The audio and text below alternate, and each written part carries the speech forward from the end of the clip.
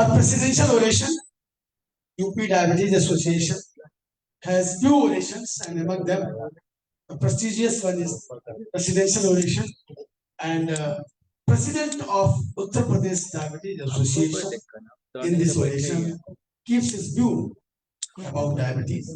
So, for presidential oration, we request our President, Dr. Aloke Kumar Gupta, to deliver his presidential oration. Thank you, Professor Narsingh Verma. Thank you, Dr. R.R. Singh. Friends, for last 2 years, I've been holding this post of President of UPDA. And now onwards, this will be transferred to the President-elect, which after this concert will become the President, Dr. Manoj Srivastava from Lucknow. So this is, as a President, my last presidential oration. Since morning, we have been talking about lifestyle modification, fat, abdominal obesity, NASH, which came first, diabetes or NASH or resistance, how to reduce weight, semaglutide, peptide in a pill. So many things we have talked about, which all center about the obesity and lifestyle modification. So I have kept the name of my topic, the fat of the matter is. Core issue is inflammation, which I have inferred. Some of you may agree to it, some of you may not agree to it. But after doing so much of practice and learning about diabetes, what I have inferred is that the core issue is basically inflammation, which is generated by the unhealthy adipose tissue, which leads to all the metabolic syndrome related chronic problems. And the epicenter is visceral or central adiposity, which is a hallmark of your metabolic syndrome diseases. And last but not the least, the fat of the matter is that nutritional overload, calorie excess is the pivot of this chronic inflammation. Dr. Aloke Singh was just saying that हमारे बच्चे भी जो है वो नहीं मानते, हम उन्हीं को नहीं समझा पाते, टोमेटो और जो भी तमाम जगहों से माल आता रहता है. तो ये जो न्यूट्रिशनल ओवरलोड है, बिना ये समझे सोचे कि हमको कितनी रिक्वायरमेंट है और हम कितना खा रहे हैं. जो हमारी रिक्वायरमेंट हम उससे अधिक खा रहे हैं और वो खाने की वजह से ही जो न्यूट्रिशनल ओवरलोड है, that is leading to central obesity and पेट जब हुआ मटका तो स्वास्थ्य को लगा झटका. ये सूत्र वाक्य है, हमेशा याद रखिए, चाहे वो thin fat Indian हो और चाहे वो fat Indian. If there is central adiposity, it will lead to inflammation and it will lead to so many problems. How this I will just discuss with you, and we all know that there are multiple organ-related obesity problems. I will not enumerate each and every one, from sleep apnea to joint pain to asthma. You name any organ system, it is affected by obesity. Cancer. So how does this pot belly or matka pet acts as an epicenter for low-grade chronic inflammation and metabolically? This is the biggest question. Whatever knowledge we have and whatever I could gather and infer, that I will put in front of you. One is that when there is more of nutrition, it is converted into fat, which is unutilized calorie, and that fat is stored in the adipocyte. So adipocytes, they enlarge in size, and when they are not able to hold that fat, they multiply so that they can accommodate that incoming fat. So whenever there is hyperplasia of adipocytes, it will lead to increased oxygen demand and it will trigger inflammatory reaction. Like HIF, one alpha causing inflammation and insulin resistance. This is one part which you have seen in this research paper. As you see in the retinopathy, when there is diabetic retinopathy, there is more oxygen demand by the retina, which leads to more neovascularization and which leads to retinopathy and bleeding. So adipose tissue produces both pro and anti-inflammatory factors. Now the anti-inflammatory factors are leptin, adiponectin, resistin, while the inflammatory factors are like TNF alpha, interleukin 6. And expansion of adipose tissue, I have already told you, that leads to hypertrophy, hyperplasia, more oxygen demand, necrosis, leading to inflammation. And increased production of chemotactic factors such as MCP1 leads to the subsequent recruitment of number of immune cells. And locally secreted chemokines attract pro-inflammatory macrophages. Macrophages, neutrophils and basophils, they play a very important role in this inflammatory triggering. So macrophages into the adipose tissue where they then release cytokines like leukotriene B4. and this then further activates the inflammatory program with the neighboring adipocytes and thus exacerbating the inflammation. So adipose tissue macrophages are a prominent source of pro-inflammatory cytokines such as TNF-alpha, IL-6 that can block insulin action and cause insulin resistance and then lead to diabetes. So this is your lean fat, this is obese fat. So when the lean fat converts into obese fat, what the main changes is that macrophage 2 is converted into macrophage 1. And macrophage 1 is a pro-inflammatory macrophage. It releases leukotriene B4. This leukotriene B4 attracts more of macrophages, neutrophils, pro-inflammatory cells, and that leads to metabolic dysfunction. CD4 cell lymphocytes, CD8 plus T lymphocytes, B lymphocytes, and mast cells, these are all attracted, and they lead to the secretion of IFN gamma, TNF alpha, and CP1, interleukin 6, interleukin 1 beta. This, when goes to the lymphadocytes, is converted into HSCRP. So, this is a very important role of leukotriene B4, and this molecule is being researched very extensively by the San Diego University of California, and they have produced so many papers on it. They have used mice, knockout mice with LTP4 receptor knockout mice, and they have developed some molecule which can block the receptor of leukotriene B41. And they have seen that in a mice which has been fed with high fat diet, which is either knockout for LTP4 receptor 1 or has been given a drug which blocks that receptor, though they become obese, the pro-inflammatory markers, they are not increased. HSCRP is not increased, interleukin 6 is not increased, and they do not develop insulin resistance. So despite developing obesity, they don't develop diabetes or insulin resistance. So that is one way which we can work upon that. So all of these findings suggest that leukotriene B4 receptor 1 could be a valuable drug target for the treatment of inflammation and insulin resistance. Work is going on. Within few years, we may have a drug like that. So you eat either tomato, take this drug, you will not develop diabetes. Because we want a solution with the help of drug for every problem. We don't want to do anything ourselves. This is again a paper on that, leukotriene B4. So the other way to reduce this state of chronic inflammation is through weight loss, lifestyle modification or with that of drug. These are the two modalities which we can work upon. And or bariatric surgery in a very obese individual. And we have seen wonder results with bariatric surgery, people going into diabetic reversal or remission. So this is weight loss improves insulin sensitivity and inflammatory markers. All inflammatory markers, they are decreased when there is weight loss, either with any modality, lifestyle, surgery, or drugs. But the biggest question marker is, now there are a lot of people on the social media telling you that I can reverse the diabetes, join my group. They have a psychologist, they have a nutritionist, then they have somebody who will tell you about exercise, they will give you an app, and they will charge you very heavily. But ultimately, you have to do all the things, which people never do it. They pay, but they are not able to achieve the goal. So how long this lifestyle modification can work? This is one question.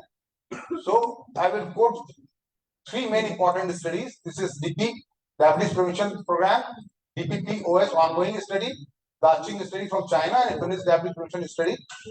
DPP and DPP-OS study, it ended at 3 years. They followed up for 10 years, then for 15 years. The Aching 6 years, 23 years follow-up. Finnish Diabetes Prevention study, 4-year study, follow-up for 7 years. What was the result? At the end of the DPP study, from pre-diabetic conversion to diabetic, there was 58% reduction, just with lifestyle modification. And at 10 years, still the benefit was there to the tune of 34%, and at 15 years, 27%. Touching 51%, after 23 years, still 43% benefit was being reaped by those persons who were involved in the study doing that lifestyle modification. And an FDPS 58%, and after 7 years, 43%. So lifestyle modification right in the very beginning when the disease is diagnosed or metabolic syndrome is diagnosed gives a very good metabolic legacy for years together. That should be kept in mind. So it is a magic pill without costing you much. So weight reduction was found to be the most important element of this risk reduction in all these studies. तो next प्रश्न क्या है? कथनी और करनी की खाई। मैं भी इतनी बातें कर रहा हूँ, वो भी बात कर गए या वो भी बात कर गए, करेगा? पढ़ाता सब है, करता कोई नहीं, अपने ऊपर भी नहीं कर पाता आदमी। मरीज की तो बात ही छोड़ दी। ये तो नेक्स्ट प्रश्न, सबको दवाई चाहिए, सब जान रहे हैं, सारी चीजें मालूम है, लेकिन डायबिटीज का इंसिडेंस हर तीसरे साल आईडीएफ एक नया आंकड़ा जारी कर देती है कि अब आने वाले 25 साल में इतने और बढ़ जाएंगे। सारा ज्ञान है, सब कुछ पता है क्यों बढ़ रहा है, तो घटा क्यों नहीं पा रहा? क्योंकि अप्लाई करना ही जो है पर उपदेश कुशल बहुतेरे, उपदेश देना असर है, उसको अप्लाई कर पाना ही सबसे कठिन कार्य है। तो equally difficult to keep that motivational drive once the target is achieve. एक बार वेट घट गया तो उस ड्राइव को बनाए रखना भी बहुत मुश्किल काम है। And the drugs are very limited and they are very costly. And there are studies that once you stop the drug, they again regain the weight. That is the biggest problem. So what current pharmacotherapies we have to counter this state of chronic inflammatory state? तो हमने देखा कि अगर unhealthy fat हो गया तो chronic inflammation हो जाएगा, इन्फ्लेमेटरी मार्कर्स बढ़ेंगे। तो हम कोई ऐसी भी दवा है जिससे कि हम क्रॉनिक इन्फ्लेमेशन को हम हैंडल कर पाए। दो दवाएं करेंटली जो हमको अवेलेबल हैं, जो चीप भी हैं, जो फ्रीली अवेलेबल हैं, जो हम यूज कर सकते हैं। One is SCQ, other is colchicine. So I will not be talking much about SCQ, it is long use. I will mainly focus on the use of colchicine. इस molecule के इस use के लिए मैं भी कुछ महीनों में ही वाकिफ हुआ। मैं भी नहीं जानता था, कुछ मेरे पेपर्स पढ़े, कुछ स्टडीज पढ़ी और देखा कि रिकमेंडेशन में भी आ गया। तो मुझे लगा कि नहीं, इस बात को मुझे याद रखना चाहिए आज, ताकि हम सब इस नॉलेज को यूज कर सकें। SCQ को हम जानते हैं कि बेसिकली इसका दो मोड ऑफ एक्शन है। एक, ये इंसुलिन के डिग्रेडेशन को रोक देता है और इंसुलिन जो है वो फिर से इंट्रासेलुलर साइटोसोल में डिस्ट्रॉय होने के बजाय ये वापस सर्कुलेशन में जाकर के दोबारा रीयूज हो जाता है। So the insulin is released as it is ready to act again. It is not degraded inside the cell. This is one way. It increases the level of insulin and it also decreases the insulin resistance by counteracting the inflammatory molecules. और HSCRP पे study has shown that reducing HSCRP by more than 1 is correlating with reduction of HbA1c in range of 0.8 to 1.3. And SCQ has been shown to reduce the HSCRP in a good way. So that is how SCQ helps in treating or attaining that glycemic goal. And this drug is approved by DGCI also to be used in diabetes apart from DMRD and other uses. So SCQ improves both beta cell function and insulin sensitivity, and these metabolic effects may explain why SCQ treatment is with low risk of type 2 diabetes. SCQ improves insulin sensitivity by 20% and beta cell function by 45%. Now this is a new trial, the evolving armamentarium of anti-inflammatory therapies in ASCVD. Now these are the things which are moving on. The main inflammasome is NLRP3, and this acts on the microtubules, and pro-IL-18 and pro-IL-1 beta is activated to activated IL-18 or 1 beta. This is then converted into IL-6 and it then goes into liver. It is released as C-reactive protein. Now this C-reactive protein can be measured, or HSCRP can be measured very freely now in every remote corner also. Now the thing is that how can we reduce this use this HSCRP result in our treatment armamentarium? There is one molecule called colchicine which acts on this microtubule, which reduces HSCRP. The others are the interleukin 18 inhibitors. These are all monoclonal antibodies. Research has been done on canakinumab, which is a drug which is used in cardiology. This trial is underway. Interleukin 6 inhibitor. This is also monoclonal antibody, but these are all injectables and they will be costly. So we have, the best option is to use colchicine. We have been using it basically in gout and in severe pericarditis and acute inflammation. High sensitivity CRP values more than 2 milligram put patient at increased risk for future CV events, and in the absence of an acute phase response. There should not be an acute inflammation. HSCRP levels are stable over time as LDL-C and blood pressure. And it has been, and it was shown in the Jupiter trial. First of all, why do people started thinking about this? In Jupiter trial, they showed that despite good reduction in LDL cholesterol, many of the patients had a high HSCRP. And then they thought that if we want to reduce the further risk, why not to tackle this chronic inflammation? And you can have two subsets of patients. One is having a known CVD with LDL 150, HSCRP 4.5. You use high intensity statin as a baseline therapy. Then you again reassess. LDL is 100, HSCRP 1.8. Add another LDL lowering agent. LDL is 65. Now the HSCRP is 3.8 or more than 2. Then you have to use an anti-inflammatory molecule like SCQS or colchicine. So HSCRP is a more powerful determinant of CV death than LDL. See, this has been seen in this study of more than 31,000 patients receiving temporary statin. Inflammation assessed by HSCRP was a stronger predictor for risk of future CV events and death than LDLs. So this is very important. So, okay, so colchicine, this acts, I've told you that it acts on the macrotubules. It then interferes with the neutrophils, with the macrophages, and they interfere with the neutrophil platelet aggregation. This is how they give you protection for even atherosclerotic problem. So, this is Lodoco trial. It was a randomized controlled trial of colchicine, which was used in more than 5,000 patients which were having prior ASCVD or high risk for high risk prevention, primary prevention. 94% of the patients were already on statin therapy. And you will see that it is a 5-year study that there was a good separation of the graph at right from the very beginning. From the first year, the graph started separating for the risk reduction. And along the first year, second year, third year, fourth year, it was constantly observed that the benefit was sustained for risk reduction. And this is called hot trial. This was in the patients who were having MI within past 30 days, and they could show that it reduced MACE by 23% in patients having MI in past 30 days when colchicine was used. So MI, stroke or CV death, 25% risk reduction. MI, stroke, coronary vascularization or CV death, 33% risk reduction. This was the meta-analysis. So metabolism, it is metabolized in the kidney and liver. It is excreted by the kidney. So there are certain caveats where not to be prescribed.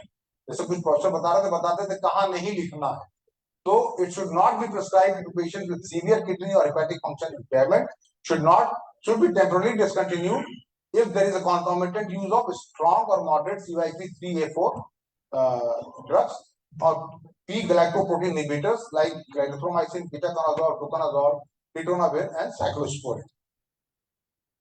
So in the here you can say that if the eGFR is 20 to 40, should not be used.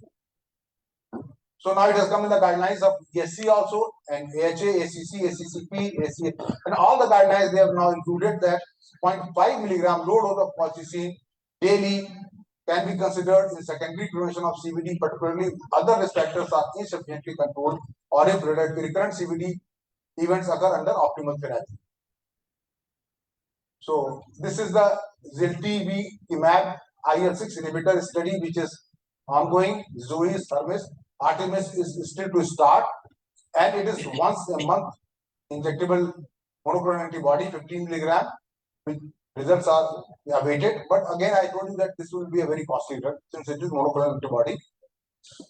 So the conclusion is that the FDA has now approved low dose colchicine for CV risk reduction as a safe and highly effective adjunct to statin therapy.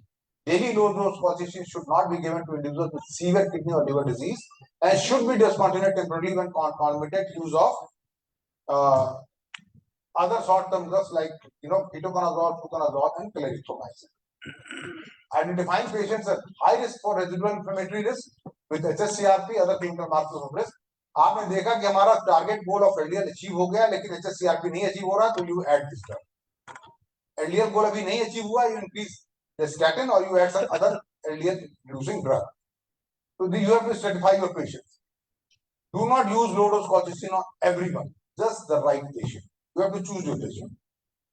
So the take home message is make weight loss a core issue in patient conversation in a sensitive way. If possible and affordable, do give or offer for drug therapy, as Dr. Rajiv Awasthi has said. It's our duty to offer them the therapy. It is their choice whether to accept it or not. But you should tell them.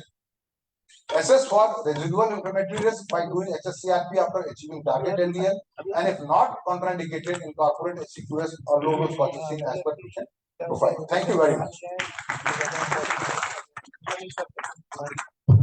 Thank you, Dr. Aloke Gupta, sir. Now it is the time to felicitate our president. I request our co-chair, Dr. R. Singh, to felicitate President Aloke Gupta, sir.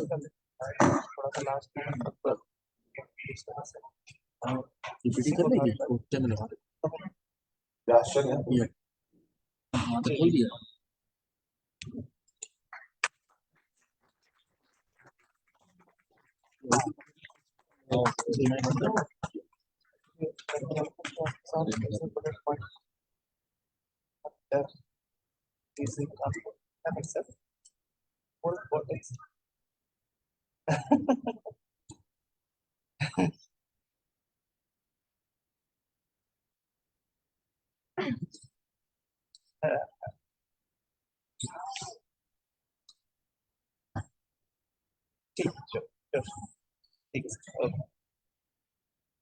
Thank you so much. And next, the chairperson.